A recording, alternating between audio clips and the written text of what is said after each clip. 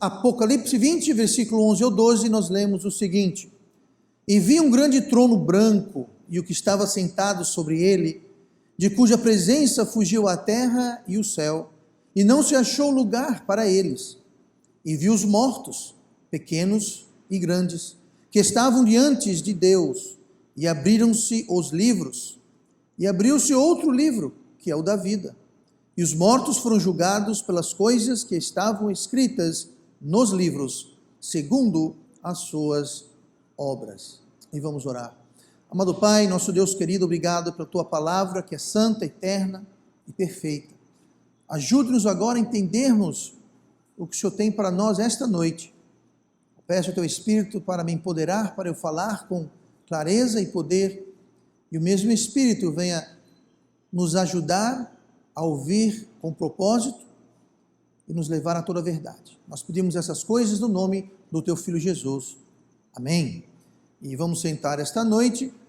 Estamos de volta, então, se eu não me engano, é a 20ª parte do nosso estudo sobre escatologia. E hoje nós vamos falar sobre o julgamento do grande trono branco. E nós tiramos este tema justamente do versículo 11 que nós lemos, onde João vê na revelação a descoberta.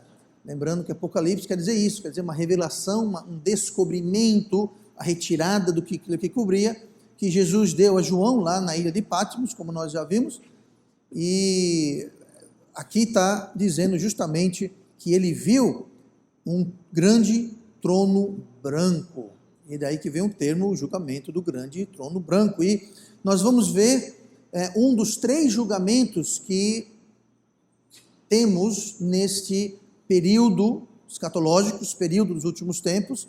Nenhum deles ocorreu ainda. Nós vimos, por exemplo, sobre o tribunal de Cristo, nós vimos isso na mensagem sobre os arrebatados, já voltando a algum tempo, e nós tratamos então do tribunal de Cristo, e nós falamos sobre o julgamento das nações, que é o segundo julgamento que temos nessa época, nesse tempo, nesse contexto. E o julgamento das nações nós vimos quando nós estudamos o reino milenar, a primeira parte, onde falamos sobre as promessas e os habitantes do reino milenar, e ali dentro daquela mensagem nós abordamos a questão do julgamento das nações. Hoje vamos ver o terceiro julgamento que tem nesse contexto, que é justamente o julgamento do grande trono branco, e ele é cronologicamente o último. O primeiro, cronologicamente, é o tribunal de Cristo, que vai ocorrer imediatamente depois do arrebatamento. Aí nós temos o tribunal das nações, que vai ocorrer imediatamente antes do milênio, vai ser entre a batalha do Armagedon e o milênio, é ali que vai ocorrer o julgamento das nações, nós já vimos isso. Agora, o tribunal do trono branco, ele vai acontecer no final do milênio, vai ser no final do milênio, e nós vamos ver isso, a ordem cronológica e outras características hoje, a partir de agora. Então, começando pelas características, olhe comigo para o versículo 11. E vi um grande trono branco, e o que estava sentado sobre ele, de cuja presença fugiu a terra e o céu, e não se achou lugar para eles. Bom, como será esse julgamento? Como é que podemos descrever, ou como a Bíblia descreve ele? Bom, como o texto diz, sabemos 2 coisas. Haverá um grande trono branco, isso fica patente. Outra coisa é que haverá uma grande multidão, e fala no versículo 12, e vi os mortos, pequenos e grandes, que estavam diante de Deus. Então, haverá uma grande multidão, nós vamos ver direitinho quem são esses mortos daqui a pouquinho, mas essa grande multidão e um grande trono branco. Existem algumas semelhanças entre o tribunal de Cristo e o tribunal do grande trono branco. Tá? Eu não vou dizer, não são bem semelhanças, são paralelos. Tá? Eles são bem distintos, são bem diferentes, mas existem alguns paralelos. Por exemplo, no tribunal de Cristo, como nós já sabemos, não haverá ninguém que não for salvo. Não haverá pessoas perdidas. No tribunal de Cristo só estarão presentes pessoas salvas. Para ser mais exato, pessoas que acabaram de ser arrebatadas. O primeiro evento depois do arrebatamento vai ser o quê? O tribunal de Cristo. Logo após o tribunal de Cristo, terá as bodas do Cordeiro. E depois das bodas do Cordeiro, todo mundo vai subir num cavalo branco e vai seguir Jesus que vai na frente, ele vai voltar. Entre o tribunal de Cristo e as bodas, aqui na terra vai passar 7 anos. Tá? No céu não tem tempo, então a questão de tempo não vai existir naquela dimensão no céu, mas aqui na terra será um período de 7 anos. Nós vamos voltar, e quando voltar, aqui haverá então o julgamento das nações, quando Jesus vem reinar durante 1000 anos. Mas, então, no tribunal de Cristo não vai ter ninguém perdido, só vai ter gente salva. Da mesma forma, não haverá nenhum salvo. Não haverá ninguém salvo no tribunal do grande trono branco. Não vai ter. Do mesmo jeito que o tribunal de Cristo é só para os salvos, até aquele momento, o tribunal do grande trono branco vai ser só para os perdidos até aquele momento. E aquele momento vai ser o quê? Veja bem, vai ser o final do milênio. Então lá estarão todas as pessoas, desde os tempos de Adão, claro, Adão não vai estar lá, mas será desde o tempo de Adão, até o final do milênio, todas as pessoas que não são salvas, que não receberam Cristo, não aceitaram Cristo, enfim, se não é salvo, vai estar lá. Então não vai ter ninguém salvo no tribunal, no julgamento do grande trono branco. Então eu espero que você não esteja lá. Se você é salvo, tá? Você não vai estar lá. Mas quem não é salvo, se alguém está ouvindo a mensagem hoje aqui ao vivo ou depois gravado, entenda isso. Se você não é salvo, você vai fazer parte desses mortos, grandes ou pequenos. E quando fala grandes ou pequenos, não está falando sobre estatura, está falando sobre importância, do escravo ao rei, do mais insignificante do ponto de vista humano, humanamente falando, até a posição mais exaltada, um rei, um presidente, um primeiro-ministro, enfim, não interessa, grandes e pequenos, todo mundo morreu e não era salvo. Por isso que fala, eu vi os mortos, não só mortos fisicamente, mas também mortos espiritualmente. Tá? Então todo mundo que não recebeu Cristo vai estar presente naquele tribunal. Quando, pastor, vai ocorrer o julgamento do grande trono branco, nós já vimos no final do milênio, antes do novo céu, nova terra e nova Jerusalém. Não vai acontecer antes disso. E também o que vai acontecer é que o atual céu e terra e Jerusalém, lembrando que haverá um novo céu, uma nova terra e nova Jerusalém, o atual, o antigo, esse agora, terra, céu e consequentemente a Jerusalém, hoje na terra, eles não existirão mais. Não existirão mais. Inclusive, o versículo 11 fala, continuando, de cuja presença fugiu a terra e o céu, e não se achou lugar para eles. Então, quando houver esse tribunal, esse julgamento do grande trono branco, perante o trono branco vai estar a grande multidão de pessoas perdidas, mas aí fala que da presença do trono, e aquele que assentava no trono, vai fugir o céu e a terra, não vai ter lugar para eles. Por quê? Não tem lugar, não está lá, sumiu, vai ser desfeito, não vão existir, porque vai ser logo antes do quê? Do novo céu, nova terra e a nova Jerusalém. O apóstolo Pedro fala sobre isso, lá em 2 Pedro capítulo 3, se você for rápido de Bíblia, eu peço que você abra comigo para 2 Pedro, no finalzinho do Novo Testamento, 2 Pedro capítulo 3, Pedro, ele dá um pouquinho de contexto e um pouquinho de descrição, mostrando a direção que está falando o versículo 11, onde ele fala que o céu e a terra vão fugir, e não vai ter espaço, lugar para eles, eles não vão estar mais em existência. 2 Pedro 3, e versículo 10, nós lemos assim, mas o dia do Senhor, note aqui, marca bem a palavra, o dia do Senhor. Mais tarde no versículo 12, ele fala o dia de Deus, tá? Mas está falando sobre a mesma coisa, o dia do Senhor no versículo 12, no versículo 10, e no versículo 12 fala o dia de Deus. Mas esse dia de Deus é justamente quando Deus vai finalmente julgar e condenar todas as pessoas que não o receberam como Salvador, como Deus. Mas o dia do Senhor virá como ladrão de noite. Vai ser uma coisa que vai acontecer repentinamente e as pessoas não vão estar esperando, mas vai acontecer. No qual os céus passarão com grande estrondo. Veja que interessante, Pedro está falando, através do Espírito Santo, é claro, que o céu ele vai passar com um grande estrondo, um grande barulho, e os elementos ardendo se desfarão. Esses elementos, entende-se que se tratam dos corpos celestes, dos planetas, serão desfeitos, ardendo se desfarão, e agora vai falar sobre a terra. E a terra e as obras que nela há se queimarão.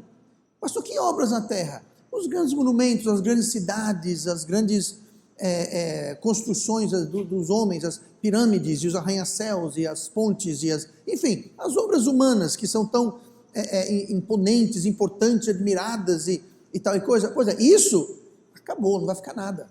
Os grandes templos, as grandes cidades, as grandes estradas, os grandes feitos, tudo isso vai ser desfeito, não vai ficar nada, vai ser desfeito. As obras que nela há se queimarão.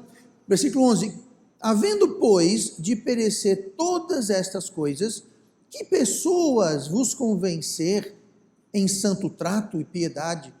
Aqui no versículo 11, Pedro está dizendo, sabendo que o céu e a terra vai ser desfeito, vai arder com grande estrondo e fogo, sabendo que tudo vai ser desfeito, como nós devemos viver? Como nós devemos proceder nessa vida? Qual seria a nossa meta nessa vida? Entendendo que está chegando o dia que tudo isso aqui vai se desfazer. Jesus falou assim, ajuntai para vós tesouros aonde? No céu. Por quê? Porque o que você juntar aqui, eu não estou dizendo que você não deva juntar, você não deva usar sabedoria e usar de fazer economia, fazer um pezinho de meia, ser responsável financeiramente, claro. Tá? Não pode comprar nada, não pode construir nada, porque não é nada disso. Estou dizendo que isso não deve ser a nossa meta, a nossa prioridade. Pedro fala, tudo vai ser desfeito, tudo vai acabar se queimando, tudo vai desaparecer, não achará lugar para eles. Então, com isso em mente, repetindo o 11, havendo, pois, de perecer todas essas coisas, que pessoas vos convencerem em santo trato e piedade? Então, santo trato e piedade, se a gente viver de forma santa e piedosa, nós estaremos ajuntando tesouros aonde? No céu.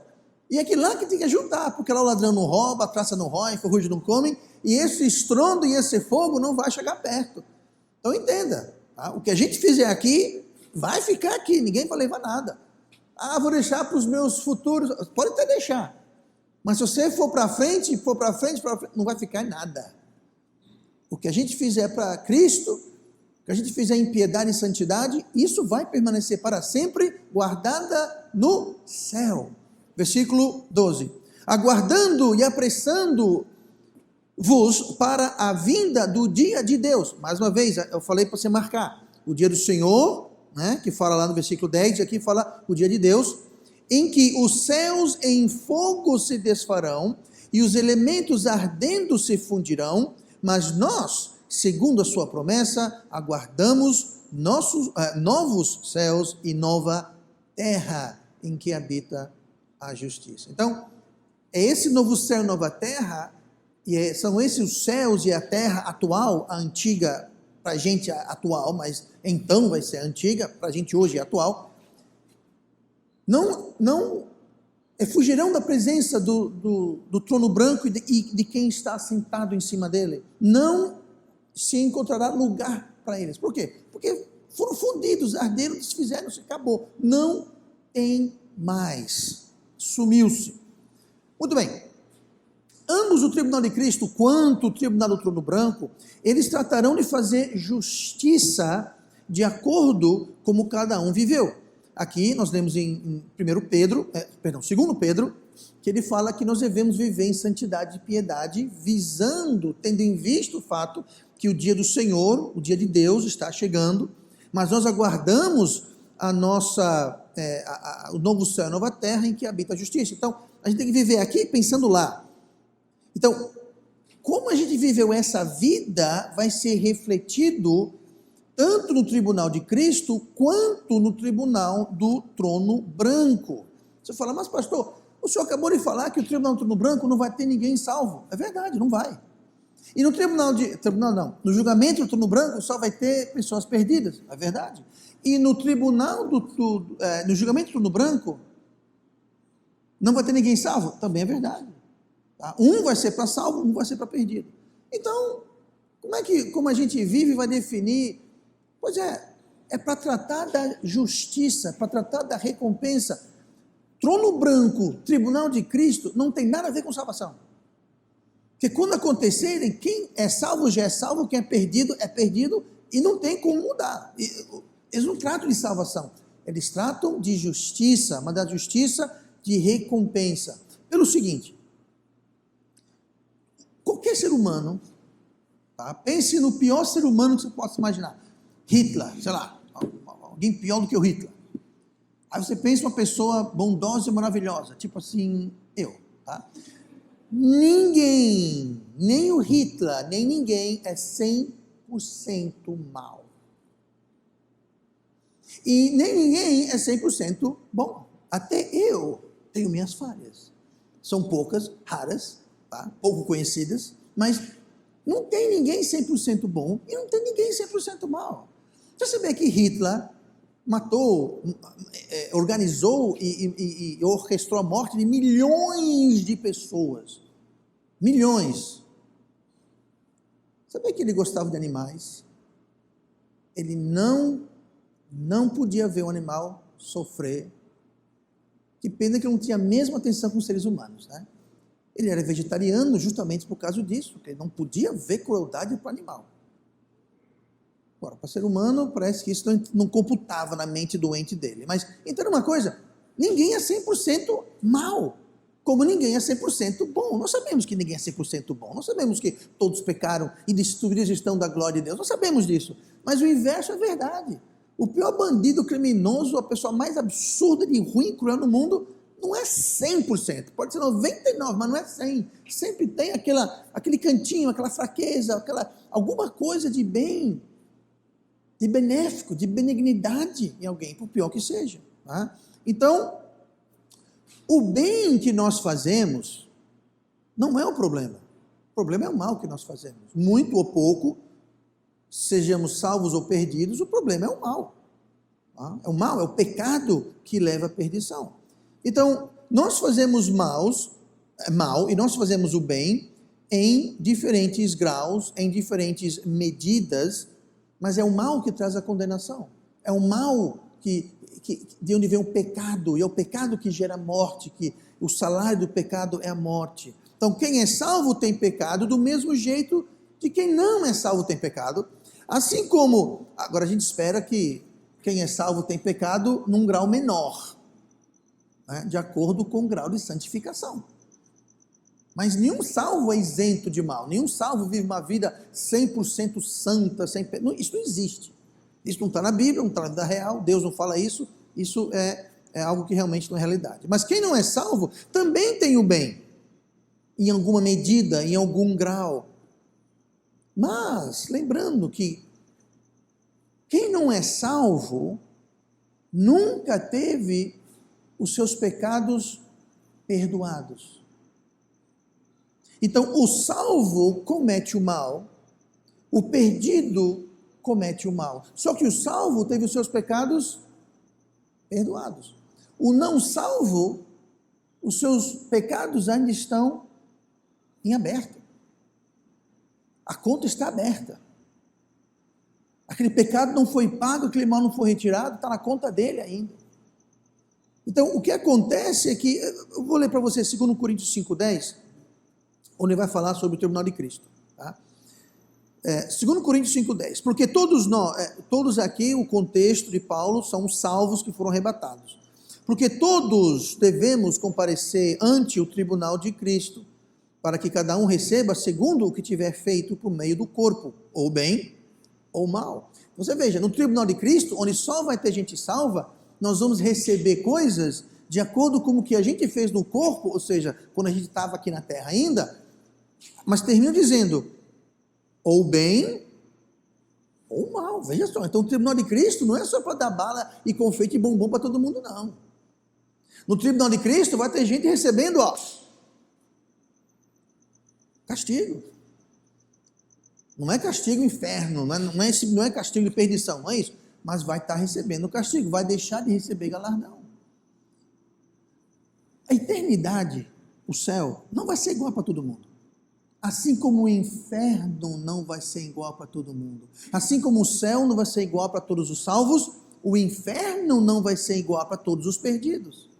E o tribunal de Cristo, assim como o julgamento do grande trono branco, é justamente para determinar a recompensa, o galardão, o grau de céu ou inferno que o salvo ou os perdidos vão receber de acordo de como viveram aqui, nesse corpo, nessa terra, nessa vida, seja bem ou seja mal. Então, no tribunal do grande trono branco, cada um do que lá estiverem são, número um, perdidos, nós já sabemos isso. Portanto, eles vão pagar pelos seus pecados. Os meus pecados, se você é salvo, os seus pecados foram pagos por Cristo na cruz. Mas para quem nunca foi salvo, quem vai pagar os pecados dele? A própria pessoa. Como? No lago de fogo para toda a eternidade.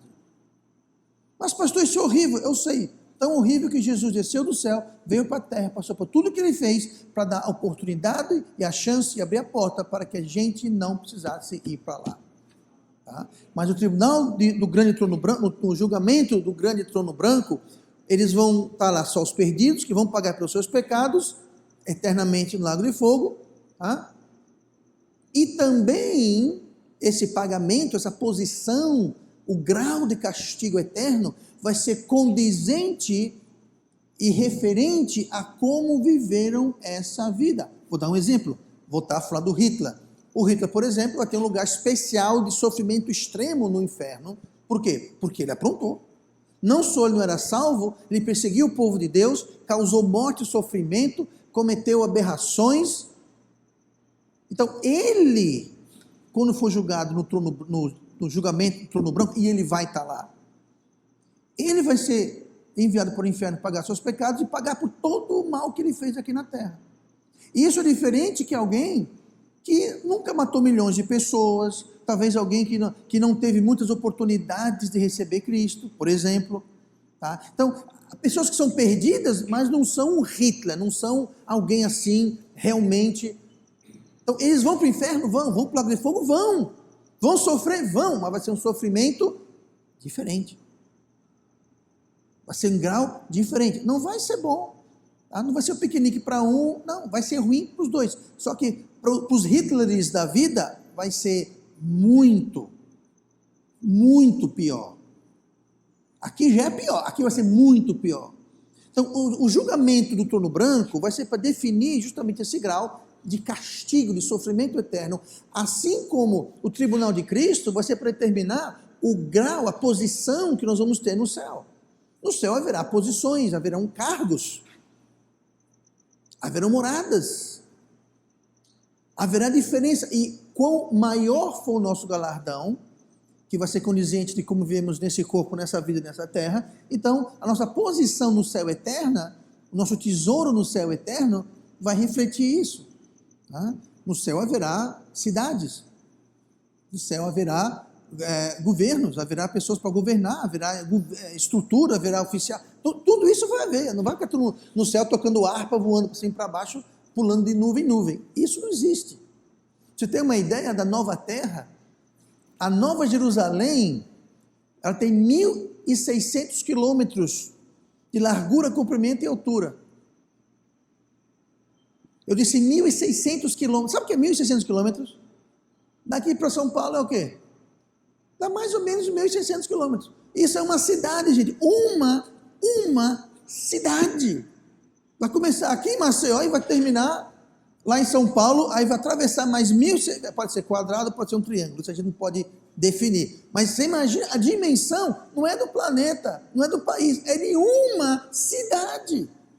E a Bíblia fala que a altura dela também vai ser isso. Gente, se você subir 1.600 quilômetros, você está fora da estratosfera da Terra. Então você imagina que a nova Terra vai ser um vai ser um planeta muito maior que esse atual planeta que nós habitamos, para poder comportar uma cidade que tem 1.600 quilômetros de altura e não está sobrando pela estratosfera fora. Você imagina uma cidade nessa dimensão? Pois é. Então, se esse é o tamanho da cidade, você imagina o tamanho do planeta. Quantas cidades haverão? quantos cargos, vai ter estrutura, vai ter tudo, gente, não é? Sabe? Vai ter cargo, vai ter posição. Com uma diferença, Jesus falou que o ladrão não rouba, ferrugem não corrói, a traça não come, ou seja, ninguém vai te dar aquilo de você. Hoje você pode morar numa mansão, amanhã você pode estar despejado no meio da rua. Hoje você pode ter um emprego maravilhoso, amanhã você está desempregado. Hoje você pode ter saúde, amanhã você está doente. No céu, não. O galardão é eterno, ninguém tira isso de você nunca, jamais. Você também não sobe e nem desce. Então, o estado com que nós entrarmos na eternidade vai ser aquele estado por toda a eternidade. Não, pastor, mas se estudar e se esforçar, a gente consegue. Não tem isso, gente, estudar e se esforçar. Não, fazer um currículo aí para ver. Não tem. O estado que você entrar na eternidade vai ser aquilo para toda a eternidade. Então, isso vai ser definido onde? No tribunal de Cristo, onde estarão apenas os salvos. Então nós devemos viver uma vida aqui na terra de tal modo, em justiça e santidade, para a gente ter uma eternidade galardoada ao máximo. Como? Vivendo para Cristo, juntando um tesouro no céu, vivendo uma vida justa e santidade, não para ser salvo. Se você já é salvo, acabou, tu é salvo. Agora, a eternidade, você pode desfrutar as coisas deste mundo, durante o quê? 50, 60, 70, 100, 150 anos, vai. Morreu, acabou. E a eternidade, juntou o quê? Eu não juntei nada, eu vivi para esse mundo, para essa vida, vai chegar lá, você é salvo, vai para o céu? Vai para o céu. A sua morada, a sua posição e seu cargo lá também vai ser aquilo para sempre. Igualmente, o tribunal do trono branco. Não adianta missa de sétimo dia, acender vela. Gente, acabou. O que tem que fazer aqui. Depois que morreu, acabou. Semana que vem nós vamos ver a diferença entre lago de fogo, tá? E o inferno. Não é a mesma coisa. Enfim, vamos voltar aqui para o tema de hoje, tá bom? Então, Jesus falou lá vou ler para vocês João 5, 28.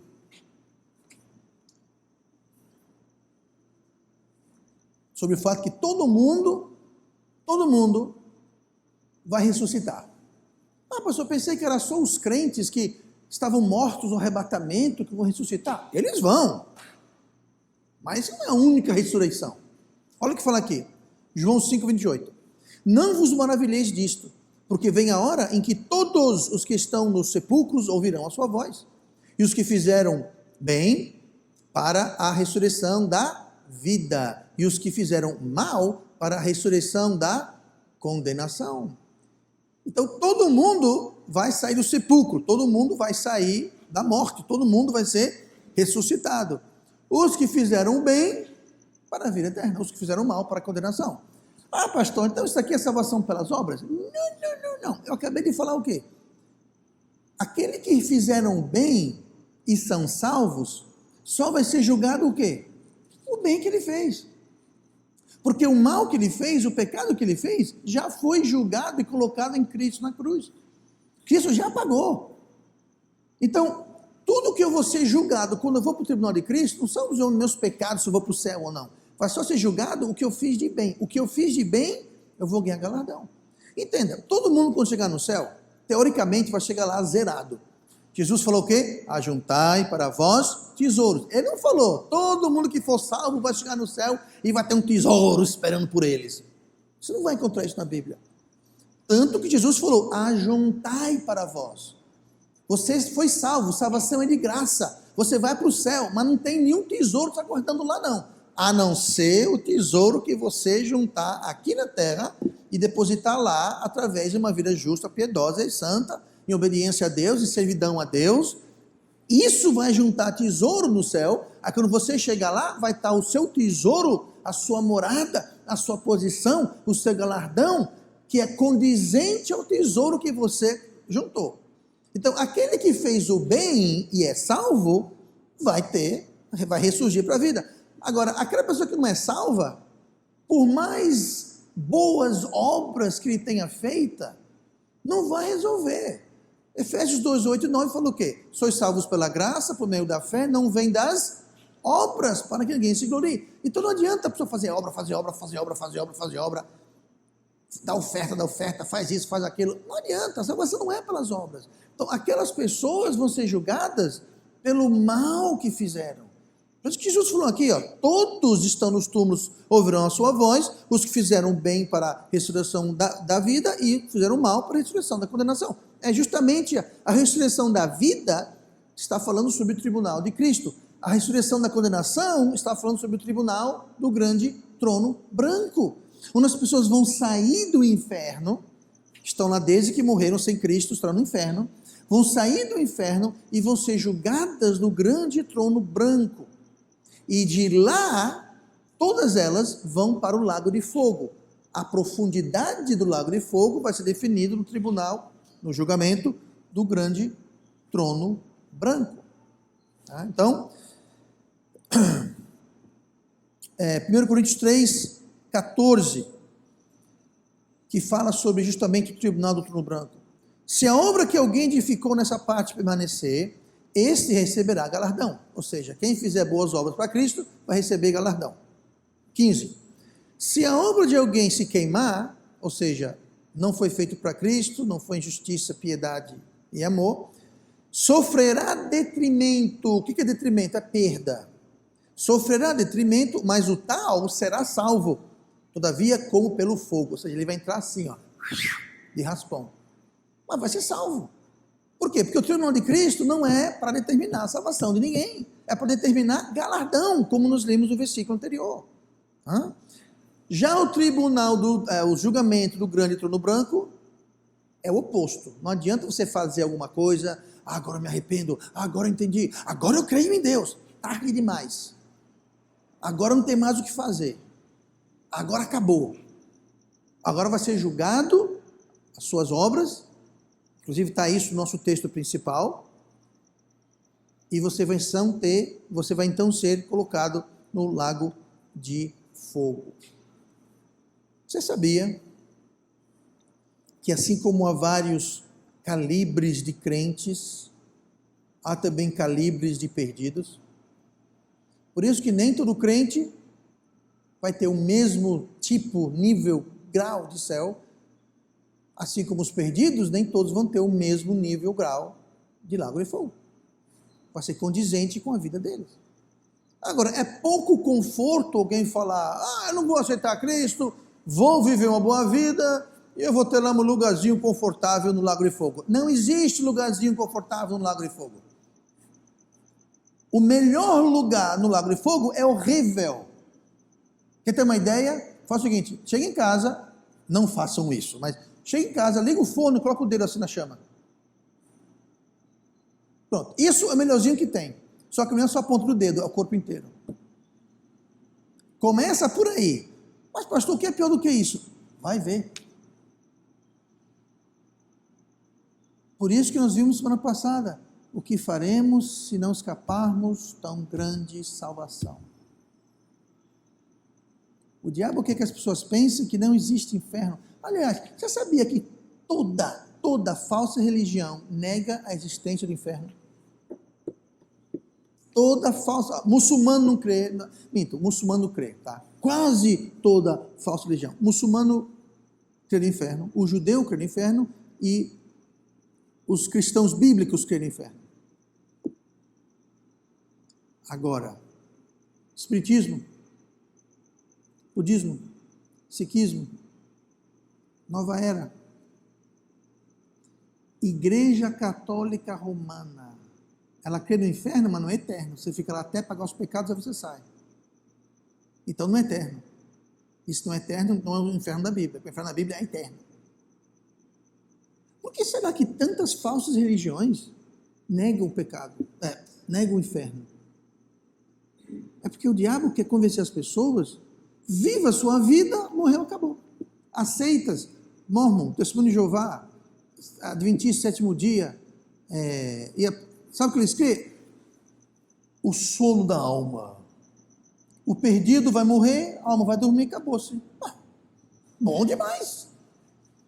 Eu vou viver como eu quero, vou morrer e deixar de existir. Pronto, beleza, tranquilo.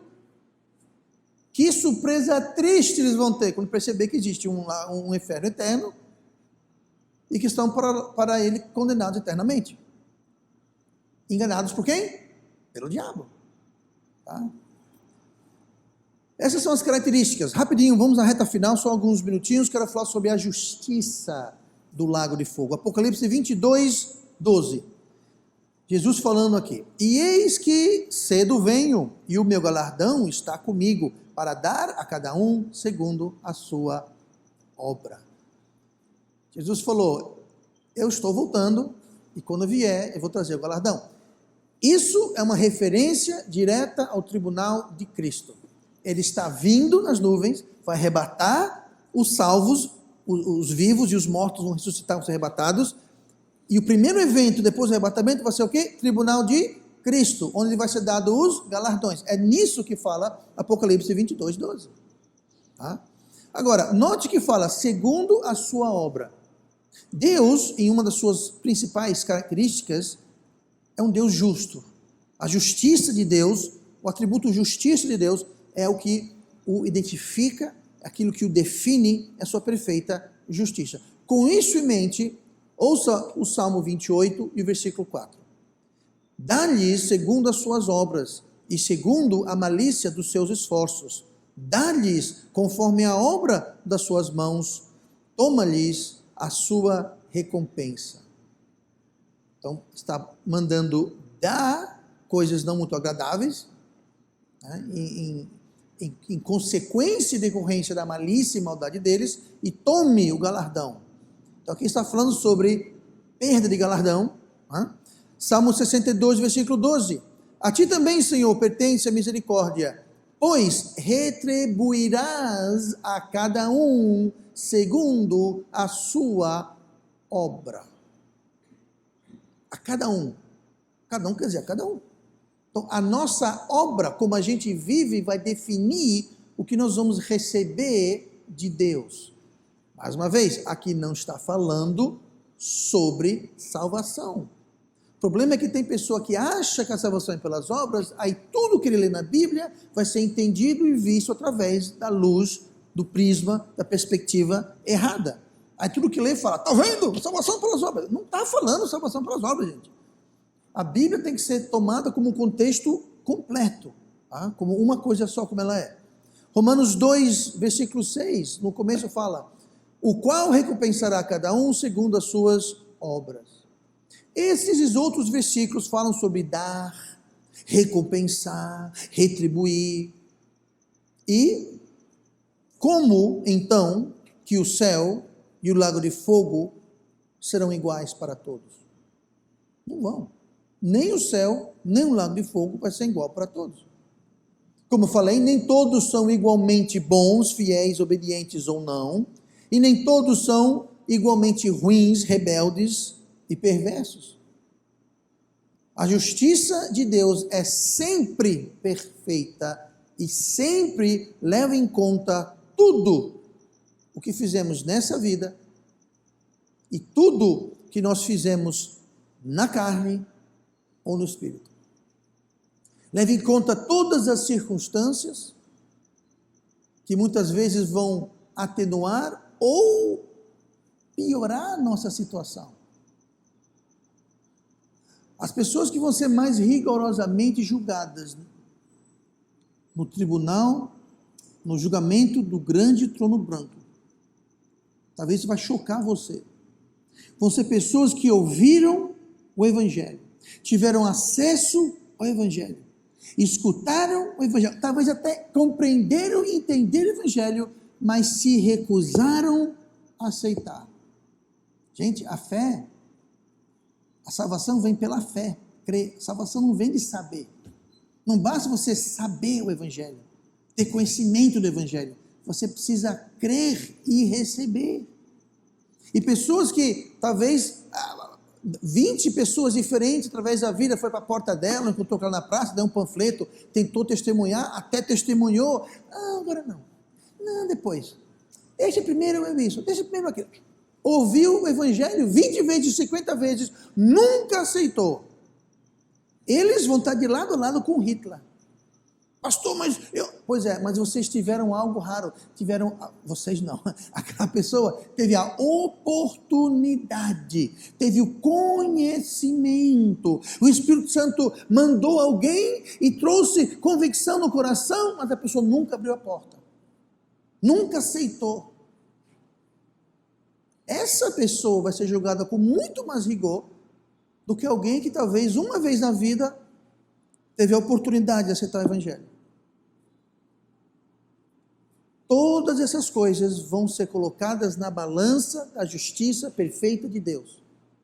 Então todas as desculpas, justificativas, tudo isso vai ser colocado na santa balança da justiça de Deus e vai ser julgado. Para quem é salvo, vai determinar o galardão ou não. Lembrando, quem é salvo recebeu salvação, mas a conta bancária no céu está zerada, não tem um centavo lá, não tem tesouro nenhum. Tem que juntar nessa vida. Para quem não é salvo, aquilo vai ser usado para determinar o grau de sofrimento eterno. Então, o que devemos fazer, pastor? Bom, nós devemos ser salvos, aceitar Cristo. Quem nunca aceitou a Cristo, aceite a Cristo, porque não é o que você vai fazer ou deixar de fazer, que o máximo que isso vai fazer vai ser talvez atenuar, melhorar ligeiramente no frigir dos ovos, vai ser ligeiramente a sua condição no lago de fogo. Mas gente, te garanto, você não quer estar no lago de fogo em canto nenhum.